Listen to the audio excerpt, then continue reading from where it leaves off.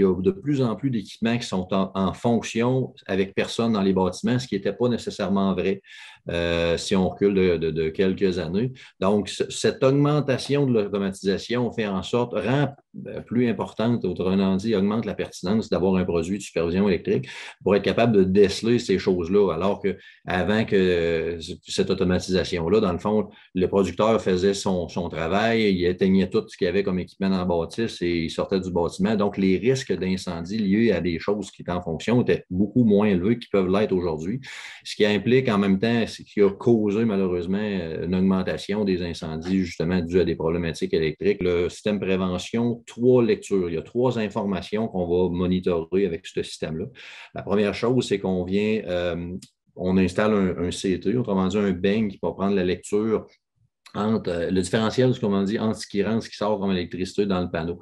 Donc, en prenant cette lecture-là en milliampères, on a un niveau très précis pour déterminer la différence entre ce qui rentre, ce qui sort dans le panneau, comme je viens de dire. Donc, s'il y a un fil électrique de coincé quelque part, un moteur qui est fatigué, qui s'en va ou qui est quelconque problématique qui engendre une perte d'électricité à la Terre, ben à ce moment-là, on va être en mesure d'établir une alarme à partir de cette lecture-là. La deuxième information qu'on va avoir, c'est la température qu'on vient monitorer dans chaque panneau de breaker, autrement dit, de chaque panneau de contacteur qu'on vient superviser.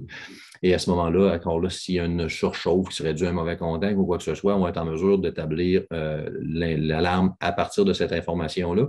Et la troisième information, dans le fond, ça va être la température dans laquelle le panneau opère. Donc, le module qu'on va installer toujours directement à côté du panneau de breaker, ça va nous donner l'information de température à laquelle le panneau opère. Donc, on va travailler pour nos alarmes avec une logique de ce que j'appelle un différentiel de température. Donc, la différence entre ce qui se passe dans le panneau et dans lequel le panneau opère, ce qui fait qu'on va avoir beaucoup moins de ce que j'appelle de fausses alarmes. Les alarmes ont une classification, si je peux dire comme ça.